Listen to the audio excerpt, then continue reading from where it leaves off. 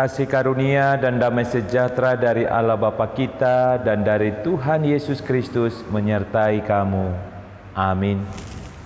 Shalom Bapak Ibu, saudara-saudari yang dikasihi Yesus Kristus. Kebenaran firman Tuhan Allah Bapa bagi kita hari ini terkandung dalam Injil Lukas 21 ayat 27. Pada waktu itu orang akan melihat Anak Manusia datang dalam awan dengan segala kekuasaan dan kemuliaannya. Mengapakah kita merayakan Natal atau kelahiran Yesus Kristus? Sementara ada orang berpendapat bahwa perayaan Natal itu sebagai kekafiran, tetapi mengapakah kita tetap merayakan Natal Yesus Kristus? Apakah karena hal itu merupakan tradisi atau kebiasaan kita di setiap bulan Desember? Tidak. Apakah kita melakukannya karena itulah kesempatan untuk berjumpa atau reunian dengan keluarga dan kerabat kita? Tidak. Lalu, apakah alasan kita melakukannya? Pertama, karena kita mempercayai Injil atau kabar sukacita mengenai peristiwa Natal Yesus Kristus sebagai kedatangannya yang pertama ke dunia ini untuk menyelamatkan umat manusia berdosa. Mari kita simak perkataan malaikat Tuhan kepada para gembala di padang Efrata. Jangan takut, sebab sesungguhnya aku memberitakan kepadamu kesukaan besar untuk seluruh bangsa. Hari ini telah lahir bagimu juru selamat, yaitu Kristus Tuhan di kota Daud.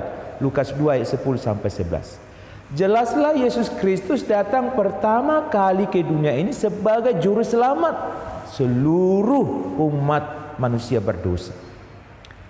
Mengapa Yesus Kristus harus datang ke dunia ini sebagai juru selamat?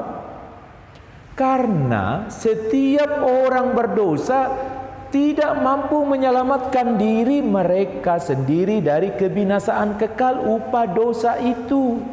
Roma 6 ayat 23a. Dengan mengandalkan diri mereka sendiri, maka kedatangan pertama Yesus Kristus merupakan solusi satu-satunya untuk keselamatan manusia berdosa. Dengan demikian, setiap orang berdosa termasuk Anda dan saya yang sungguh-sungguh mempercayai, mengakui dan mengandalkan Yesus Kristus satu-satunya Tuhan dan Juru Selamat, pasti akan beroleh keselamatan dari kebinasaan kekal atau pasti akan beroleh hidup kekal dalam surga.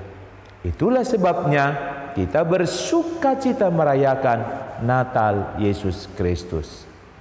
Kedua, kita merayakan Natal Yesus Kristus karena kita mempercayai janjinya akan kedatangannya yang kedua ke dunia ini sebagai hakim yang menghakimi seluruh bangsa.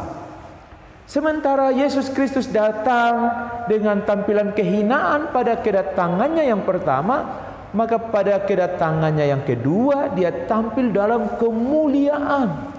Dia sendiri menjelaskan bahwa Anak Manusia, yaitu dirinya sendiri, akan datang dalam awan dengan segala kekuasaan dan kemuliaan. Betapa herannya kita kelak bersama seluruh bangsa di dunia ini melihat Dia Tuhan dan Juru Selamat kita itu. Jadi, sebagaimana berita kedatangan pertamanya adalah kebenaran, maka kita juga menerima kedatangan keduanya kelak sebagai kebenaran. Berdasarkan kebenaran itulah, marilah kita tetap beriman, setia dan taat kepada Yesus Kristus yang kita sedang nantikan dan sambut kedatangannya yang kedua.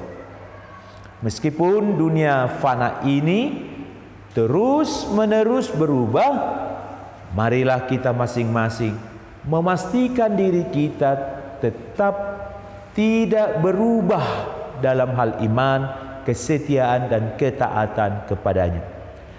Jangan berputus asa dalam kesulitan dan pergumulan hidup, dan jangan terlena dalam kenikmatan hidup. Sebab kedatangan kedua Yesus Kristus merupakan waktu bagi kita menerima hidup kekal yang dijanjikannya bagi setiap orang yang berjuang tetap beriman, setia dan taat kepadanya. Pada kedatangannya yang pertama, Yesus Kristus datang dalam kehinaan kandang domba untuk menjangkau kelompok manusia yang hina di dunia ini. Tetapi pada kedatangannya yang kedua, dia datang dalam kekuasaan dan kemuliaan untuk membawa setiap orang yang berdosa, yang beriman, yang setia dan yang taat kepadanya dalam kemuliaan kekalnya. Jadi, bukankah kita orang yang paling bodoh dan paling malang jika kita melepaskan anugerah hidup kekal dari Tuhan Allah yang telah kita terima dalam Yesus Kristus demi dunia fana ini? Ya, amin. Kita berdoa. Kami bersyukur kepadamu ya Tuhan Allah Bapa atas hidup yang baru di hari yang baru ini. Engkaulah sumber segala berkat, kebutuhan dan keperluan kami secara jasmani dan secara rohani. Terima kasih atas firman-Mu yang telah kami dengarkan, mengingatkan kami akan janji-Mu bahwa Engkau pasti akan datang kedua kalinya ke dunia ini sebagai hakim yang menghakimi semua umat manusia, termasuk hidup kami. Dan kami yang berjuang tetap setia, tetap beriman dan tetap taat kepadamu dalam dunia yang terus berubah ini, pasti akan menerima penggenapan janji-Mu, yaitu hidup kekal bagi orang yang tidak pernah berubah dalam hal iman, kesetiaan dan ketaatan kepadamu. Ya Tuhan Allah Bapa, berkati hidup kami hari ini, berkati aktivitas pekerjaan kami, ada rezeki yang boleh kami peroleh, kami bawa dalam keluarga kami kelola untuk menyelenggarakan kehidupan yang berkenan bagimu. Kasihanilah Tuhan, sekiranya di antara kami, keluarga kami, kerabat kami ada yang dalam keadaan kurang sehat, tolong Tuhan sembuhkan. Yang berduka cita Tuhan tolong hiburkan, yang merasa lemah Tuhan tolong kuatkan. Lindungilah bangsa dan negara kami ini, khususnya di tengah ancaman bencana alam yang sudah terjadi, yang sedang terjadi maupun yang akan terjadi.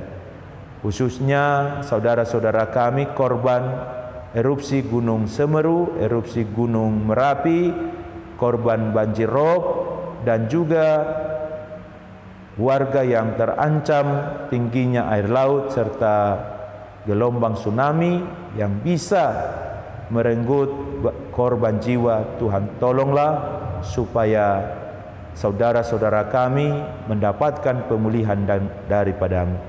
Terima kasih ya Bapa, dalam Yesus Kristus kami memohon dan bersyukur kepadamu. Amin.